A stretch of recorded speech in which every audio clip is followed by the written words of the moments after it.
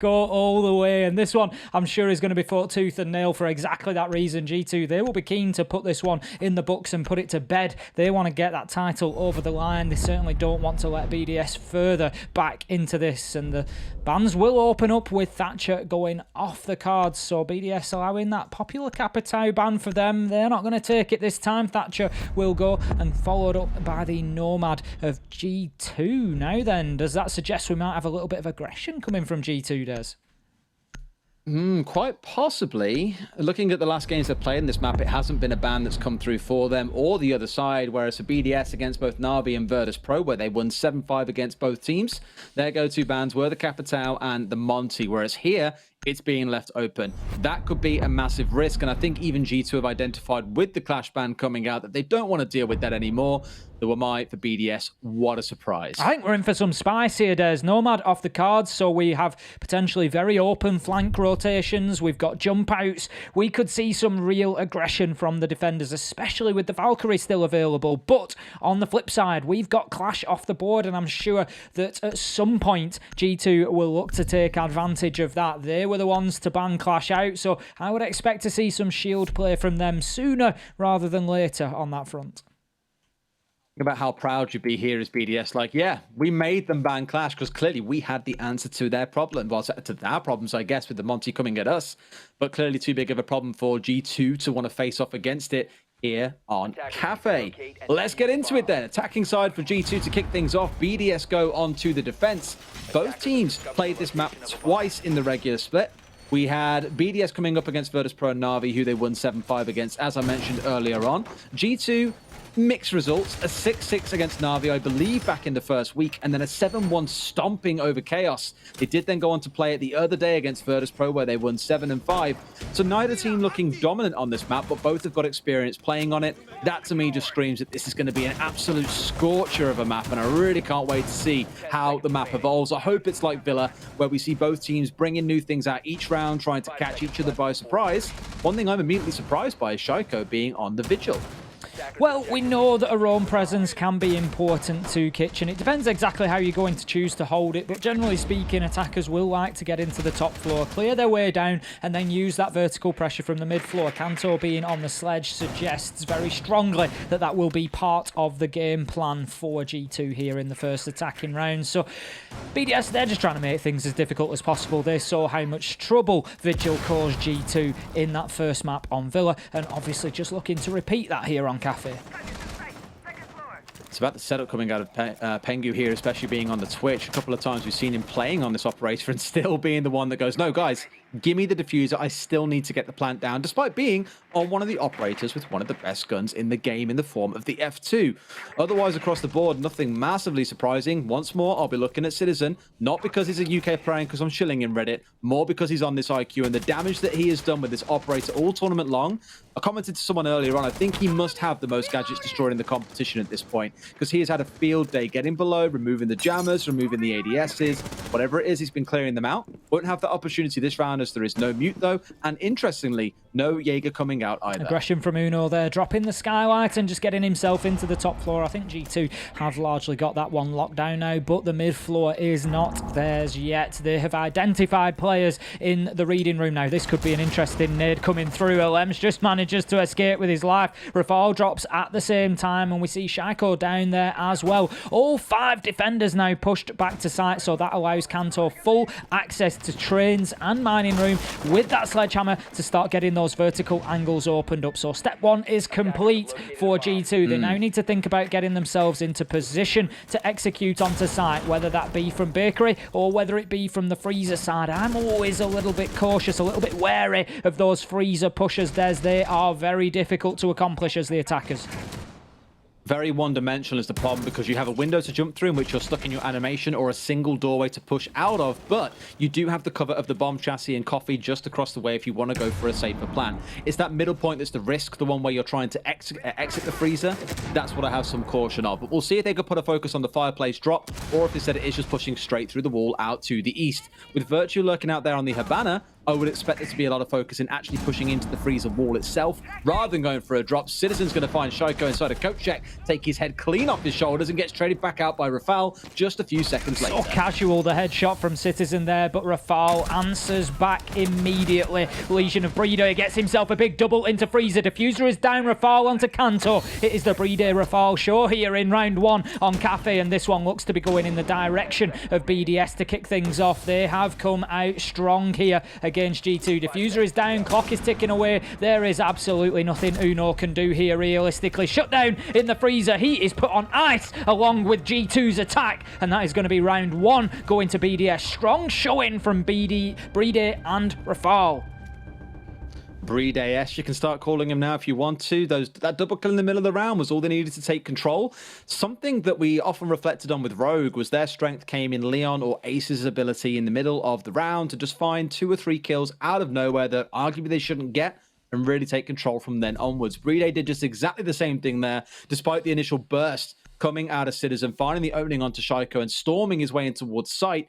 No doubt sending off some alarm bells on the side of BDS. I was about to say BDS again then. It's now in my head and I will not be able to get rid of it. But that was a very, very concise and precise round coming out of the side of BDS.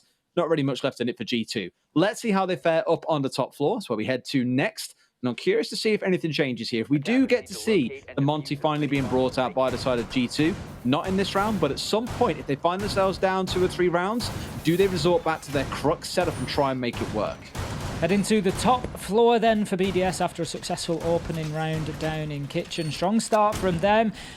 We know that defensive rounds can sometimes be a little bit tough to come by here on Cafe, particularly on this top floor. It is still a popular location, but a lot hinges around 2 locations where we see Shaiko setting up now in the Pixel spot, heading from Piano into White Corridor, and the washroom to a degree as well. Out goes a deployable shield as well from Goyo nonetheless. So that is a strong message from BDS that they are going to be holding down that location. And then the second area of importance, the area of specific significance, is out there on the east side of your map, the cocktail and cocktail balcony area. We can see Renshiro playing there on the Echo. He's keeping himself up on the table so he doesn't fall foul of an attack coming from underneath in the reading room. But once you can put pressure onto those 2 areas as the attacker, that's when you're in a position to move in and try to get the diffuser down in bar. But without having cleared those out, it can be extremely tough.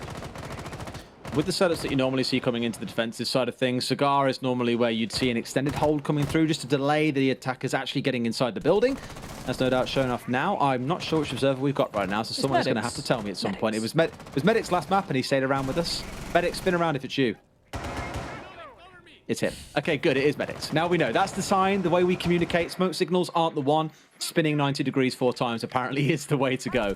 But what I like about this setup is they've not bothered really looking towards Cigar. What they've instead done inside of storage is open up half the wall leading in towards Piano and stick a shield on the other side. Some teams in APAC have been doing this, but with mirror windows, but it enables you to play aggressively inside of storage. And as soon as the attackers start peeking windows or trying to push aggressively inside of Piano, they're going to get themselves tagged out by someone stepping up from behind the shield and shooting them down. It makes this room so difficult to push into, especially when someone is holding at the end of White Corridor as well. And just like we saw BDS do back on Villa, the whole aim of the game is to waste G2's time. Good early clearance of utility coming in from G2 there. There is an attempt from Alems underneath on the vertical nitro toss, but will be unsuccessful. Uno, he's taken himself a little bit of damage so far. He's had a little bit of a tickle from a bullet, but he is still well in the fight, established in Cigar now. And what G2 are doing well so far is disrupting this defense. The only thing they are yet to move along specifically is Rafal. We're going to see Shaiko. He's going to have to potentially just bail from this washroom area now, and he's getting himself into a difficult position because we've got Hibana holes opened on both sides now. I think there is, despite the mute jammer, it seems it's a bit of a funny... No, I think he's still safe. Yes, the pellets are there. It just looks like part of the wall's been blown away on the other side as well. It's a bit of a strange one. You can see the shape there now. How about that from Kanto? Opening things up in the washroom and washing Shaiko from the round there. We find ourselves 4 versus 4 as Renshiro opens back onto the already damaged Ash and he tries to shut down Cigar. He's challenging versus 3. Oh, no surprise when the attackers stack up like they do. 3 versus 3, 25 seconds to go. And a team kill comes out as they're all trying to contest the Echo. They were so bloodthirsty for the kill, they didn't consider they might kill themselves in the process. Puts it into a 3 versus 3. Pengu on the Twitch, as I mentioned earlier on, the planter for the team. The smoke's missed. They haven't got these angles set up. They can't contest as Kanto. Deadeye holding down inside of storage. No one can contest. And it's all down to what BDS can do. It's a 2 versus 2. Breed and LM, both on the SAS operator, or the SAS operators, SAS operators. What can they do on the smoke and the mute here to prevent this round going the other way? The diffuser's coming through. Citizen gonna step in, goes for the gat down, but they turn around and spray him. Does get the down onto one, but now they've got to contest into the skylight. It's essentially a 1 versus 1. The spray comes down. They're gonna stick it out again. It's gonna be down to LM versus Kanto here. Can he stop him? No, he can't. A triple kill from on the skylight. You've got to stop him here, surely. Knows he's got time. Nothing is left. And Brede's still going. Down it comes. Kanto with a huge 4 kills to drag that round across the finish line for G2. But my God, did BDS come close. Kanto not only starting the round there with a beautiful nade onto Shaiko in the washroom, but also finishing it with great plays from the skylight. And it was heads up from Kanto to get himself up onto the rooftop. Always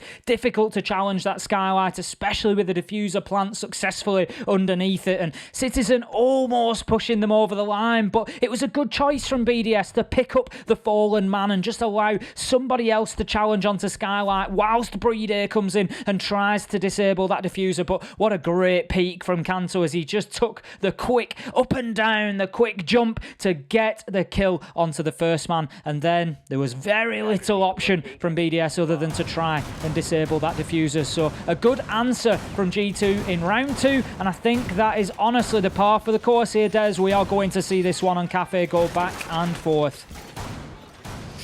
Turning back to the same site once again, nothing really changing on either side, and Shaiko, poor Shaiko, after such an incredible couple of maps, has found himself as the opening death in both of the last 2 rounds, so yet to find himself on the scoreboard.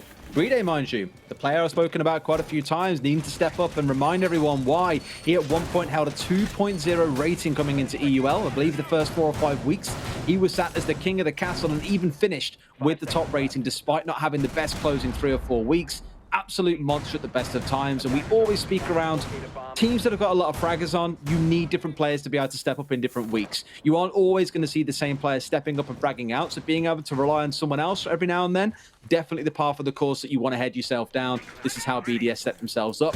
Hopefully one of them can do enough work in this map to take it through to that 5th map, to see it go all the way to Clubhouse. How fateful that would be, because the last time these 2 teams played was in EUL. It was due to go to 6 and 6, if not for Shaiko tearing his way through construction, finding 3 kills inside a gym and bedroom, and closing the map out in what was probably one of the biggest shocks I think we saw in the regular split. I need to see another rematch on Clubhouse, Tim. Talking of shocks, out goes the shock drone from Pengu, and he will be looking to gain intel and take out any bits of utility along his way, trying to keep it safe there. I think he's going to probably head in towards that pixel spot to try and clear out any ADSs that are present. He's very aware of the mute jammer. What an angle he gets just up on top of the little cushion there, I think, to clear out the ADSs. And he's just waiting. He's biding his time. Out goes 1, out goes 2. And that is a great start and a use of the Twitch gadget there. Shaiko forced immediately back into washroom, exactly the same as we saw last time around. Now, we see the Yokai drone just having an impact on Kanto Raketti, but nobody is going to push forward to challenge him there. So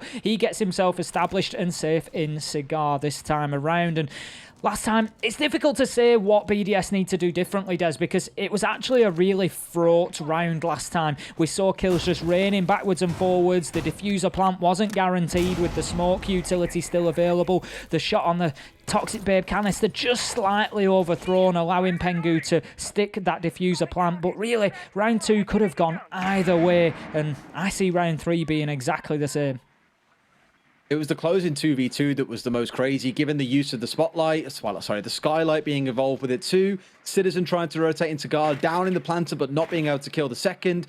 There was just so much back and forth, which is why this round is particularly unpredictable. Got to give a bit of a nod to Pengu, mind you, on the Twitch. Very common to just see those get taken out incredibly quickly. Here he's been doing some good work. They're trying to force Ranchero out from playing in the back bar, but a nice impact nade coming out from him will deny those Habana pellets. And I believe now that Virtue is out, that's it. He should be able to sit and hold here very comfortably on those yokais, unless Citizen can give challenge from up north. Ranchiro moving one of those yokais into the cocktail balcony area. He's aware, I think, of Citizen on the rappel there. He's going to get himself off and to safety look to move inside of the map. And the challengers start to rain in from G2, but BDS have done a much better job of absorbing the pressure this time around. We are 15 seconds left to go and still 5 versus 5. It's going to be a big ask for G2 to uproot everybody. Kantor will start things with a kill. Citizen with a big double. That leaves us 4 versus 2, but the diffuser goes down cold as Alems just steps right into the breach as well with a kill on to Citizen. Pengu is down. Virtue, however, will move in, pick up the mantle, pick up the diffuser, and start to plant. Uno with a TK onto Virtue, preventing the diffuser going down. That could be a big misstep from G2 there. What? All right, boys, it happens, right? Let's move past it. These things happen, mistakes happen, even to the best of us. Let's not worry about it too much. That was a very uncomfortable situation regardless, because with one member down, one planting, there was only one player left to provide all the cover against BDS swarming in and trying to kill the planter.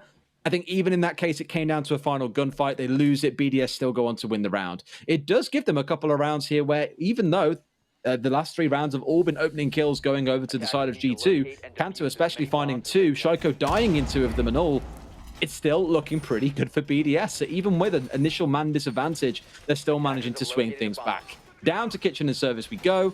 Let's see if we have a repeat of last round. I want to make sure that BDS are keeping a close eye on the aggression coming out of players like Citizen. He very freely charged into the site towards Coffee last time round, found the opening kill. We know that G2's focus was on the upstairs control and taking control with the sledge on the angles below and restricting the defender movement. Need more of that this time round. I don't feel like the freezer push was potentially the play for GDS. Sorry, for G2. I'm having trouble with these team names today, Des. For GDS. G2, imagine the mega team. I think I've already said that once this weekend. They just GDS sounds like a K-pop They just band. flow so well to the letters together. But G2 last time came to that freezer drop, and Brede just had an absolute field day on the Legion as they did so. Picked himself up a quick double, left the diffuser on the ground, and it's just such, as you said, Des, a one-dimensional push, and I'd really like to see some attention paid towards Bakery this time around, but with limited hard breach options, Virtue on the Hibana, no Thermite on the board, it does make it difficult to make a meaningful impact from Bakery. Opening kills coming out in the opening 30 seconds. It has been one of the slower maps for it. We spoke about on Villa that most of the kills came in the round about the 60-second to 120-second mark. It was all mid-round kills here. Slightly slower, more coming round to those final executes. Pengu doing his work once more with those drones, making sure he's contributing. However, he is the VIP drone. He can't be losing that. They need those shock drones to deal with any of the utility that denies them getting inside of the sites. Then we're looking here at the Kaid Electro Claws. So hunting those out is going to be a big focus for G2 early on. We can see Citizen has control over reading at the moment. He's just going to hold on to that for as long as possible. Shaiko looking to move around potentially, just hitting out that barricade. That gives him an option to aggress quickly onto the bottom of White Stairs and support Alems, who's got himself set up on the smoke in VIP. We can see Citizen once again just using that IQ gadget to maximum effect. He's very aware of the half stairs there and potentially being challenged, and Kantor gets himself into that position in trains once again. Did a great job from here last time around, opening up the vertical angles and applying pressure towards site. It was ultimately the late execute of G2 having to push in through that freezer drop that really did make them struggle. They were just unable to dislodge the Legion of Brede to free them up to do that. And right now, he's playing in exactly the same position. The loose measure of time effectiveness that I love using on this map is when we're attacking this site, you have a sledge. At what time does he start opening up the floor? 1:30 is kind of the average fast teams. I think of Team Secret when I say this. About 1:45, 1:50 left on the clock, they start getting the floor open. Slower teams in APAC, I always think of Norengo.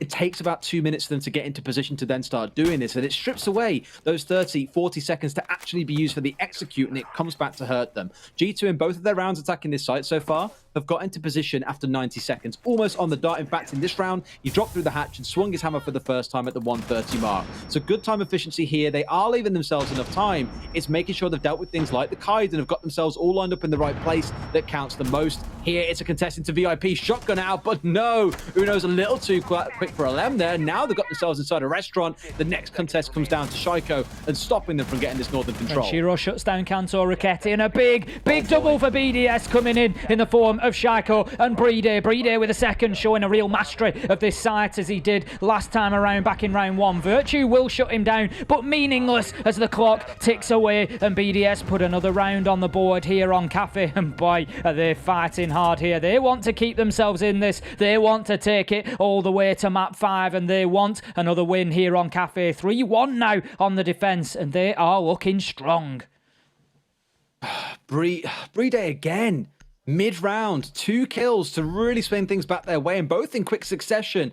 These are the kind of things that if you blink, you'll miss it, but look at the score he's racking up. 7 kills across those 4 rounds. 4 of those, I'm pretty sure, came from those kitchen defenses, and it's all down to the work that he's doing. Cool as a cucumber under pressure, spraying down anyone who dares to try and contest him. If he loses one of those gunfights, the round can change entirely, but G2 are being shut down hard on that kitchen defense.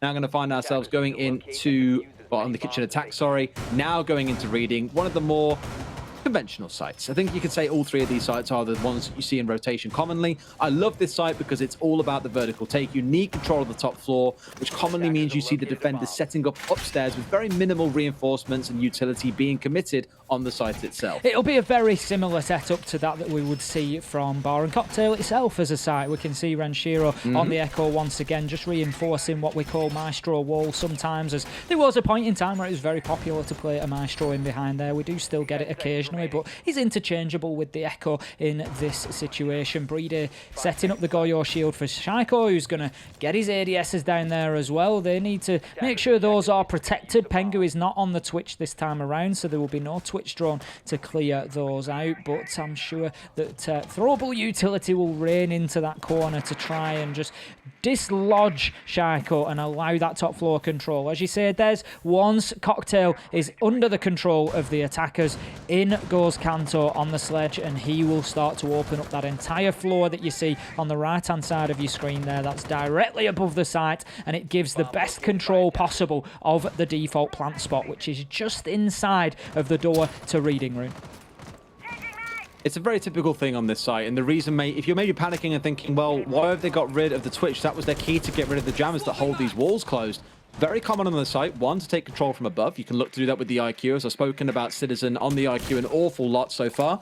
The other side of things is you'll commonly see teams get control of pillars and then throw grenades over the double wall that leads into reading. That removes any of those gadgets on the other side, and then you can open things very freely with Virtue on the hard breach Habana. So that's why you're not seeing too much in the way of removal being brought along here. No Thatcher, of course it's banned. No Twitch for the reasons I mentioned just a second ago. So it does make sense. It gives Pengu the availability to play on something like the Sophia, because if you're bringing along the breach charges, not sure if he has, but if he has those on side, it's more vertical destruction for them to make use of. A lot of pressure on Brede there as he gets forced away by the nade from Kanto Raketti. We've seen reasonable success from Kanto there on the sledge, getting the kill onto Shaiko to open up the round a couple of rounds ago, but not this time. Brede will dip away and keep himself alive. Now, the angle into pillars is going to be opened up as well, so this is going to make it difficult for Shaiko to remain in place. He is going to have to rotate, and as he tries, he is shut down by a beautiful headshot from Virtue, watching for exactly that rotation, and what a beautiful example of communication and coordination coming out of G2 there, just to force the defender into the line of sight of Virtue, and he does not miss a beat shutting down the Jaeger. Perfect pinch. It was just like the pinch on Red Stairs back on Villa that I got so excited about. They set that up to absolutely perfectly. Droned him out, got the wall open they needed to, forced him to move, and caught him on his rotate out. Incredible stuff. Brede losing the mid-round fight this time. I spoke about their importance. Now he's gone. The site player is removed. Pengu can go for a plant, but LM nice and close here, trying to go for a fight against this. It's a 4 versus 2. Where is the support? Whether from above or in red corridor, there it is. Uno was lurking, finds the next one as well. G2 will close the round out. out, and finally, the curse is broken. They can start collecting these attacking rounds once more. Pengu did a great job of keeping himself slippery there, didn't he? He was in there on the plant and then just hit the prone at the right time, and Alemza's shots just rained in above him, but then the smoke almost did some damage to BDS there. Rather than flushing the attackers out of sight, it prevented the line of sight that Alemz needed to get the kill onto Pengu and put the diffuser on the ground. That could have allowed them to play that round very, very differently, but without that happening, it flushed the defenders out of sight there into the open and waiting arms of Uno, only too happy to give them both a cuddle as they came out into the corridor there and shut them down, closing out the round and bringing us to 3-2 now. Still in favour of BDS, but G2 fighting hard for the attacking half here on Cafe. Giving them a cuddle sounds like the kind of thing you'd say if this was a pacifist cast of Rainbow Six Siege. Waiting there with open arms, ready with bullets to give them a warm, embraceful cuddle, one that leaves you with a few holes through your head. Unfortunate, I guess. Let's see how this one shapes up then. Final round of the defensive half for BDS. Ending at 3-3, I'd say not wildly uncommon on Cafe, actually. Between the way it's been played out for a long time was everyone was like, oh, it's very defender-sided, you have to take piano, you get a bit stuck in there sometimes. Teams have started to be very adept at dealing with that, even with the extended cigar hold that we see some teams choose to employ. So I think 3-3 would be a pretty fair reflection of how this half has played out. More so for BDS, I think the fact that it comes down to Brede finding those multi-kills in the middle of these rounds, putting himself at the top of the leaderboard and doing the good work for his team to make sure they're coming out on top. Without him, this could be more G2 favoured in this half than we would have assumed. Absolutely. You look at Brede there, he's just head and shoulders above everybody else, and right now he just needs a little bit of support from those other big members of BDS. We know that there's kills across the board for them, but Jaiko, Renshiro, Alemz, Rafal just don't seem to be finding them, just don't seem to be getting themselves into these rounds in as meaningful a way. But BDS, despite all that, still in the driving seat at the minute. 3-2 on the scoreboard, but I just have to feel that an even split here maybe favours G2 more than it does BDS, with BDS then having to take the initiative on the attack rather than being able to allow G2 to play into their setups as they are here on the defence. But right now, this one is poised on a knife edge. Will we see this EU Major final go all the way to 5 maps, or will it be ended here by G2 with a 3-1 overall scoreline? Let's not forget the stakes that we are playing for here. $62,500 and also 285 SI qualification points to the winner, as Hap said earlier, almost guaranteeing that team a position in February's SI 2021. It would be very, very sweet to walk away with those. Given how the regular season has gone, you do, of course, get points based on finishing there, I believe. The top 4 already earned 225 points. So suddenly you're stocking yourself up and getting an absolute shed load off the back of this. And as you say, pretty much guaranteeing yourself a spot there as long as your performance doesn't slip drastically into the next stage. But that's all to come at the end. We can talk more around the standings then. For now, I'm focusing on that mirror pick coming out of Brede. We saw a very interesting setup where downstairs at the halfway point of White Stairs, it was looking in towards Fireplace. Helps you contest everything out that way. Otherwise, one, I believe, leads in towards reading itself. So you're trying to make sure there's a hold that is very tough to break. You have full control of White, you have full control of Fireplace. You're almost saying to the attackers, please, I dare you to try and push us from the north because we know you're coming from pillars. Everywhere else is a little bit too tough for you to take. See, 2 men applied to White Stairs as well, as you said, desperately trying to lock down that area. BDS here, Kanto is starting to open up those vertical angles as well. Pengu just having a look to see if he can assist. Right now, Brede has taken a little bit of damage on the mirror, but nothing too drastic. It is matched by the missing HP of Pengu. Now, out goes that Nitro toss. I didn't see that explode just yet, so I think it's actually been left on the ceiling for the time being to be used later in the round. And there it goes. Kanto opening up, just giving the signal that was necessary that somebody was there. Pengu moving in to get that diffuser down. I'm not sure Alemz is aware that he's in there. He challenges one and gets the kill, but then is shut down by Pengu, who is in position to get the diffuser down. A man from G2 moves onto the door to try and cover him, but Rafal has hit a perfect flank upstairs to shut down the plant attempt, and that is what happens when you don't get control of those White Stairs. Rafal able to just move up there and make the challenge so essential to BDS's defense. I can't count the number of times there's been a defense of this site. A plant comes in through the north doorway and reading. It goes down in that default spot just on the right-hand side of the door.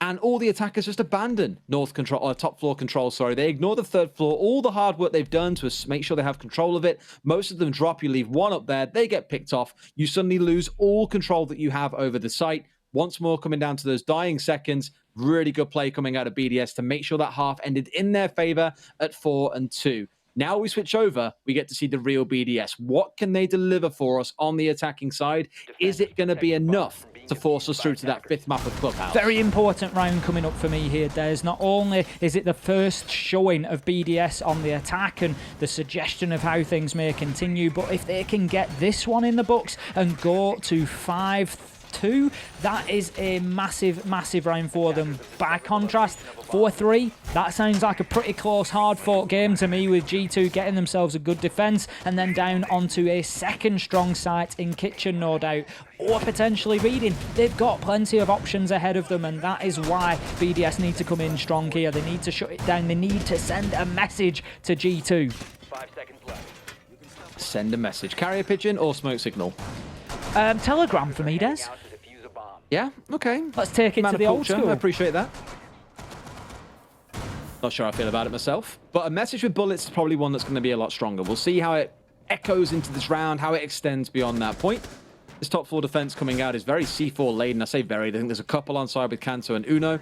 We've seen them play below from before. We've seen teams like Rogue now think about it being one of the teams that like rotating downstairs late round and making use of those C4s to catch out the unsuspecting attackers who didn't think someone would be so brave as to rotate downstairs blind and try and pick up kills like that. So keen to see if they can find any. We know that Kanto's been a bit of a C4 magnet. We'll see if that works in reverse against his targets at the same time. Pengu going to be holding on to Cigar Shot, which is something that we are quite familiar with. Doing so without the castle, usually the double door there, you would maybe see a castle barricade on there, deployable shield in front of him just to try and help him hold on to that for a little bit longer. And we see the result of not using that utility in Cigar. It is now being given up. He's going to drop the hatch and move away. I'm sure G2 are happy with a minute wasted, but it does allow BDS to start pushing in. We can see Shaiko there dropping with Rafal, but being shut down immediately by Citizen. Great headshot from him, and that puts us now 5 versus 4. That's the Ash off the board, so no great loss of utility for BDS, but the manpower has taken a hit there.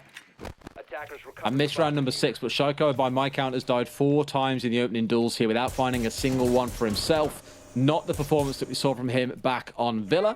Things are looking rough. So one man down, the Ash gone. We spoke about Ash quite a bit yesterday and the day before, to be fair. But these days, she isn't just an out-and-out gunner. You need those flashbangs to go through ADSs. You need the breaching rounds to burn shields away, especially when Agoyo is present. Without that, this could come back to bite BDS quite a bit, as they might not have enough. C4 comes out, Rafal's through the hole. No. He gets picked off for free. Far too easy. Uno there just lurking around mining room. He hasn't been picked up on the drones, not challenged at all. And that is exactly what happens when you allow somebody to remain underneath with the nitro, especially in that area. Citizen getting one onto Renshiro. Meanwhile, 5 versus 2, and this is all going in favour of G2 right now. It doesn't look like BDS have any ideas about how to aggress onto this top floor holder. Lems does something, but not enough, as Pengu steps out to shut him down in the cigar shop, and we find ourselves Brede 1 versus 3. If anybody can achieve it, surely it's him. He does have time on his side. 30 seconds left to go,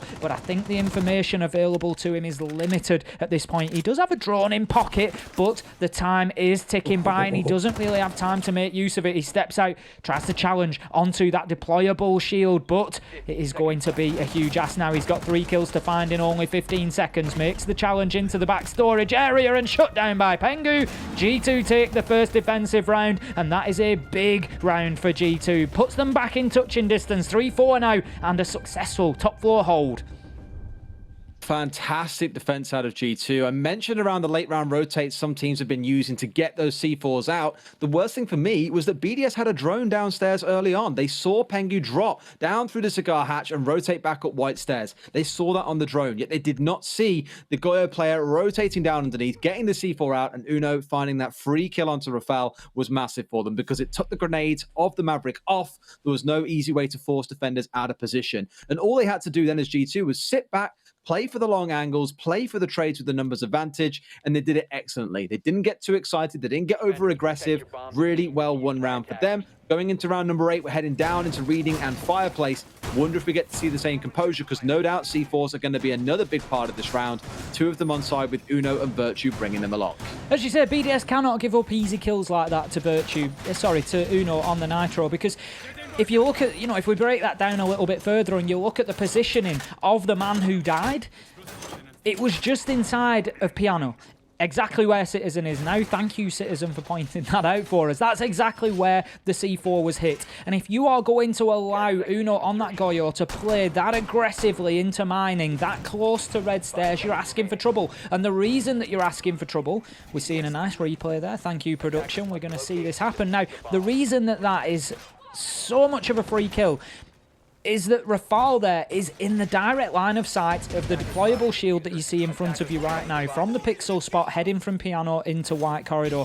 So they don't even really need a cam in place. They don't need any further information, because they've got an operator who is feeding that information to Uno saying, yep, that's exactly where they are. They're just pushing in from the top of red stairs. Now they're at small bar, no problem. And he's just absolutely decimated them. Uno was trying to get cheeky there, or someone was. I think it was actually a pre-placed C4 out of Virtue that was on the hatch there, because I think it was, because the explosion went off as the sledge opened it up. Ever so slightly unfortunate timing to not catch him out, but at least being cautious on the side of Renshiro means those grenades remain intact. Nothing to panic about. Always the way it starts in this round is you have to get on the roof, get rid of both hatches, and then start your descent downwards. We mentioned on this site earlier on, it's defended in a very similar way to how you would set up on the top floor. You need to hold down top floor if you're going to defend the second floor as well. I wonder here if IQ's got the scanner out actually and knows that Uno is playing here inside of Freezer. I think Lems was just on the drones at that point, so no, I think he might have missed that one. Now, the Pulse is well aware that there is a man on the rappel. This is going to be a beautiful Nitro if this comes out. Surely not, surely not! Uno with a second round in a row! That is an unbelievable play from the Pulse there, Shaiko. Shutting down Pengu on the white stairs, and this one, Des, is turning into a brawl. They are toe-to-toe, and they are just raining blows onto each other, swinging back and forward. You say it's like a brawl. It's more like stealth warfare for G2 here, and a stealth plant coming out of Shaiko. No one knows he's on site, and somehow he snuck his way in, snaked his way behind the fallen bookcase and got a plant down. G2 might be in panic stations here. It's still a 4 versus 3, but the timer is against them here. Only about 20 seconds to close this one back. Uno shining through this map, finds himself another kill. Renshiro trading it back, a 3 versus 2. G2 have got to strike fast. They've only got about 15 seconds to find the kills and then start to stick the defuse. Otherwise, this one is over and done. Renshiro, the last one left alive. Uno, the hero of the round. But can he deal with Renshiro, who's upstairs and above? He is on the sledge. Can he get the spray down to stop this coming through? No, he can't. The reverse angle from Citizen. G2. Oh my word, they make it happen, but let's just give a round of applause to Uno. What a round from him. Unbelievable Nitro. That is a 1 in 100 toss there, up through the hatch, onto the window, threading the eye of a needle with that explosive and completely ripping a Lems off the rappel and just propelling G2 into the round. But let's not take anything away from Shaiko. What a heads-up play from him. Saw the opportunity, got himself in, used the speed of the Ash to get that diffuser down on the ground, and it did come down to those final seconds, but ultimately great cover from Citizen. And what we saw there was what can happen when those plants are rushed sometimes, and it's certainly not to criticise BDS. It was absolutely the right decision. Take the opportunity, there's nobody in sight, get that diffuser down, but by doing so it means that you don't have your organised post plant in place. So whilst the sledge managed to get upstairs, he still had to open up those angles that would allow him to challenge onto that plant spot, and that gave Citizen all the heads up that he needed of exactly where the challenge was going to come onto Uno, and he hit a great shot for G2 there. 4-0 on the scoreboard now, and G2 look good on Cafe. They could well take this major here and now, Des. They could. I mean, BDS need to find a way of dealing with what they keep getting thrown at them by G2. It's again this stealth warfare where G2 aren't looking outright to engage them in head-to-heads and force trades. It's these really long angles where they're holding a couple of pixels to catch them out on the top floor. It's the C4s coming from below. No doubt this round there's going to be more of that with a couple of C4s being brought through, with Kanto also playing on the vigil, and even things like this, just going for these cheeky early round peeks out of windows to find kills. They're just saying to BDS, we're not going to engage you in your game. We're going to pick you up before you even get a chance to press the start button. It's so unfortunate, but for BDS, that droning has got to turn up to 11 if they're going to be able to upset G2. BDS pushing quickly into Bakery here. There is not too much of a defense or anything at all, in fact, from behind the Bakery counter. So they've been given that largely for free, but Uno on the pulse once again. Red Stairs, he's in a position to potentially flank on to Bakery. So BDS, they need to be very aware of that angle coming in from the Red Stairs. Now, it looks like Shaiko is out towards court check there. Renshiro is checking the stairs as well, so BDS very aware they could easily freeze Uno out of the round here, so he needs to be careful just about exactly how and when he times this push from Red Stairs. He might choose not to even aggress from there, instead just opting to keep safe and keep feeding that information into the G2 defense, currently waiting inside of Kitchen. Think about what I said earlier on in the first half around how much time it should take for you to get control of the second floor and start your work as a sledge or as a team getting things open. But look at BDS, look at the lack of information. 3 drones remain.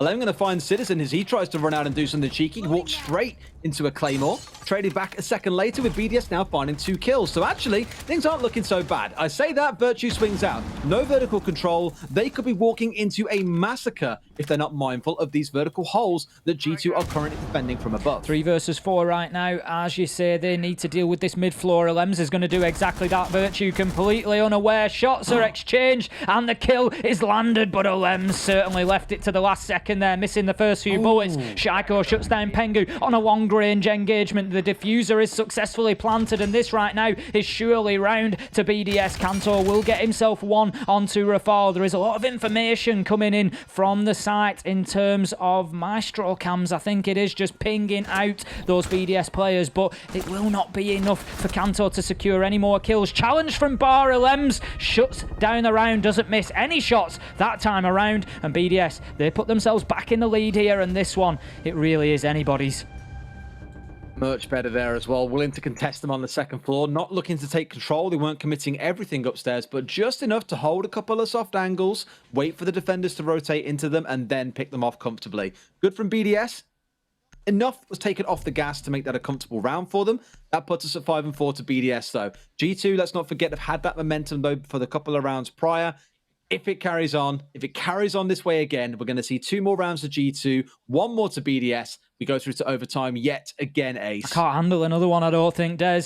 The heart is being, You're gonna have the to, heart is matey, being sorry. pushed to its limit at this point as we go back and forth here on Cafe, with nobody really able to get themselves any clear advantage at the moment. As it stands, BDS, they have once again managed to get themselves 1 round in front. We haven't seen G2 get themselves out into a front runner position here on Cafe so far. Now, it's an interesting sort of theory craft going forward, Des. If we see these rounds continue as they have done, G2 win bar, they go to reading and win there. That leaves them for the first time in front in this game on 6-4 and with a match point, a championship point opportunity. But there is a 6 huge minutes to go between now and that happening.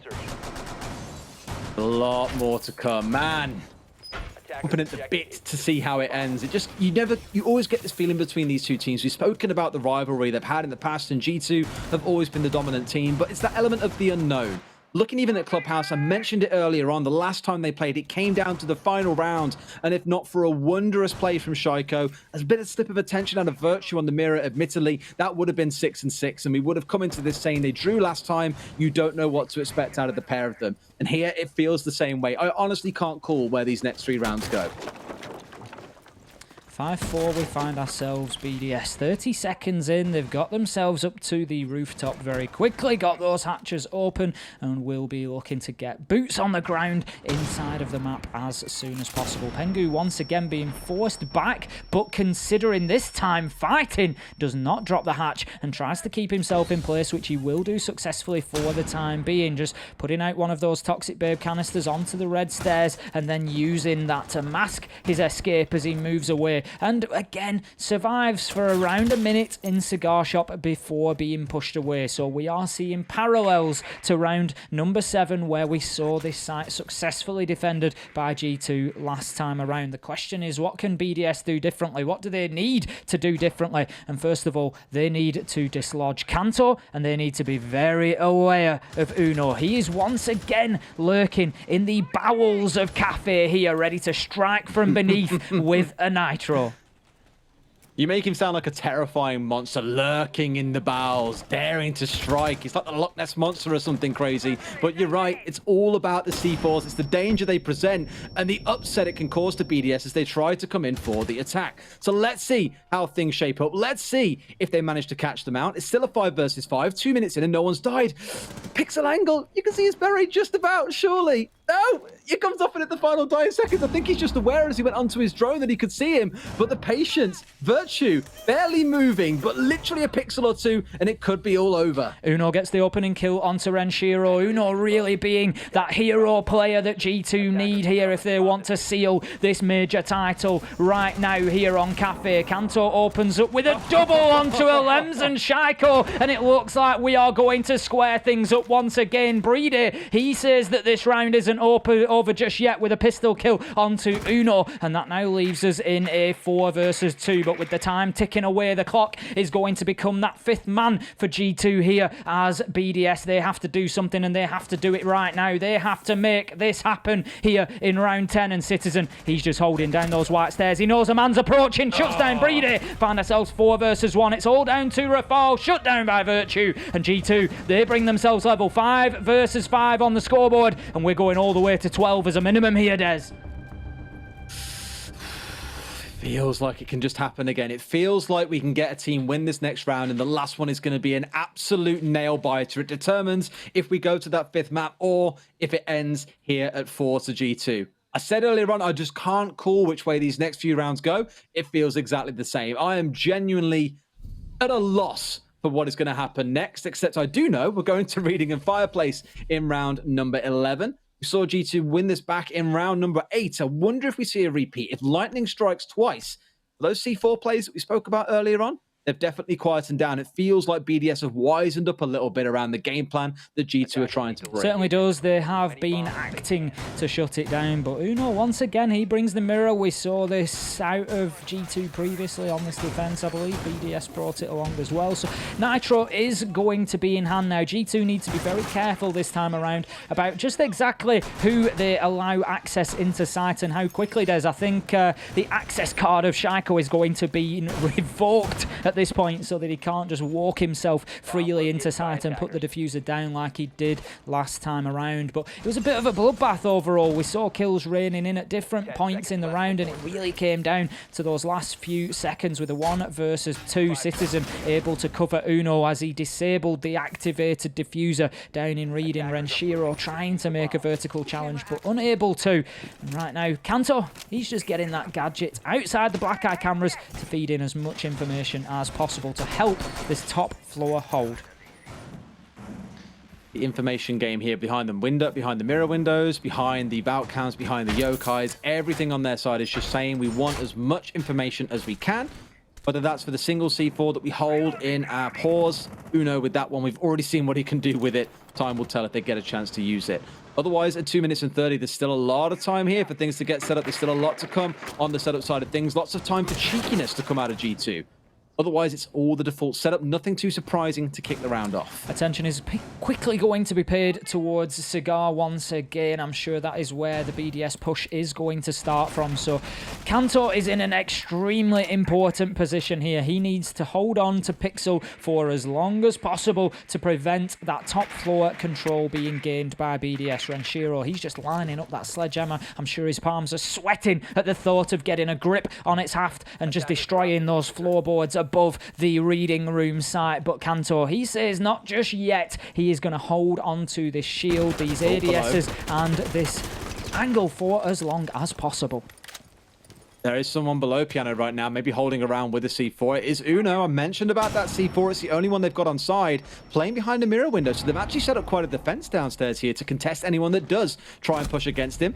He's just going to sit and wait, and someone crawling nice and close. It was Kanto, but Shaiko, a bit too aware of his hijinks, will pick him off. Now it's waiting for them to try and push their way through into Piano, and Uno can strike. Early aggression from Kanto, just punished there as he tried to make something happen for G2. And when you're in a 5 versus 5 on the scoreboard, it is important that somebody steps up and tries to make something happen. And sometimes that roll of the dice, you hit that double 6 and you move through, but not this time. He was shut down. Lems will do the same to Virtue. That's the echo off the board, and BDS are looking strong here on the read intake this time around. G2, they have been resigned to falling back to site. We can see Pengu, he just thinks otherwise and pushes his way back up White Stairs, looking to challenge on the flank, but there is plenty of time for BDS here, and it's not going to be easy for the defenders to absorb it. But who else? Uno steps up so far, having a great game on Cafe, shuts down Lems on the IQ. 4 versus 3 now, and with 30 seconds left to go, this one is finally poised for the finish. Again, you just don't know what's coming, even in the final 20 seconds. Shaiko strikes big with a double in this round after that opening one earlier on. Gets shut down by Pengu. Who else to deny him? Another one coming through Fireplace. Pengu a little bit too high. Round the back he comes, but no. BDS with the protection. Close things out. A direct trade there, as did as a net to kill. He also gets brought down by Brede. I think it was someone else, wasn't it? Wasn't quite the angle, it was on the downstairs. Sorry. That's another one going over to the side of BDS. It is going to go to that 12th round. Who takes it? Heaven knows. And that has just really thrown a cat amongst the pigeons there, Des. G2 previously winning out on reading, and it now leaves them with a serious question. Do they go there again, or do they try elsewhere? And right now, it looks like they are going to be locking into reading room. They feel that they can get this one shut down. It was reasonably close, but BDS, they were in the driving seat throughout the round, and it was only the late round sort of attempted heroics of Pengu as he just missed those shots on the prone Renshiro. I think he expected him to be crouched, and so Renshiro just lived to fight another day, and just meant that BDS were able to close the round out. But G2, I can understand why they feel that they were reasonably close to this one. Really going to be close, but sadly not close enough. Clubhouse looms if BDS can take this one, and what a comeback story it would have been. To find yourself down that 2-0. Villa was ridiculously close, let's not forget, went to all 15 rounds, something none of us expected given BDS's history of banning that map away every single time. 2-0, you're thinking, sure, G2 take map number 3, this is done and dusted. But BDS, my God, if they have not persevered and fought their way back into this one. Let's see how it ends with here. Does it end here, or is overtime the name of the game? It is going to be a repeat of the site, as you mentioned, Tim. Expected to see Uno playing downstairs once more with that C4 and a mirror setup potentially inside of Train Graveyard. All looking very similar so far, and as I say, it feels like that last round went on a couple of gunfights. Lems hitting them from the east side, Repel just taking Virtue down on the Echo. I'm sure that's something that BDS may hesitate to try again because of the run-out potential. It is, if you're expecting it, reasonably easy for the defenders to deal with. So largely the same from BDS so far, except this time Lems is just moving towards the west side rather than that eastern Repel. So Uno, he's going to hold himself in train there, just try to keep control over mining and prevent any sort of lateral push coming in towards site. But the vertical, that will continue from BDS. It's a nice extended hold because it wastes so much time when they're trying to get control of wheel or mining or whatever you want to call it. You've got a mirror window to contest with. And it's very tough to even get below or above him to deal with that because you'll have roamers on the top floor looking to cause some trouble. So a good angle to play in. You have the C4 on side if they do try and contest you from above.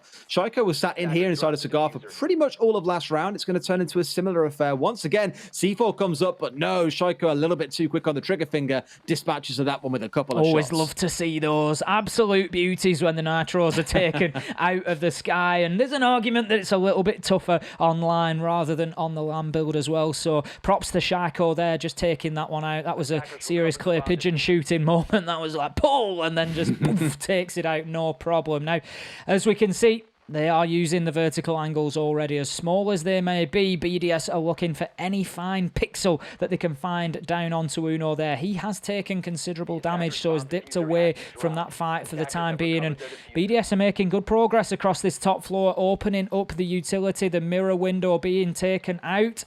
And I think they may be. Have we got a mute on side? No, there's nothing to prevent. The Hibana pellets were certainly applied to the wall. It's very quiet. It's got very quiet. The Hibana pellets were applied to the wall, but seem to have maybe been cleared off. Kanto gets the kill to open things up onto Brede, and we see these just rattling backwards and forwards at the minute. Now we find ourselves 3 versus 3. Top floor control is in the possession of BDS now, but they are limited in terms of man count. Uno will be taken down by Shaiko, and he's starting to push himself forward as the talisman for BDS. Out comes the nade, closes down Pengu. This is surely going to be BDS clawing themselves back into the matchup here, and we have got exactly what we and everybody else wanted, Des. We are going to Clubhouse. Map 5, BDS have fought themselves all the way back from a 2-map deficit. This could be one of the all-time classic comebacks that we are witnessing.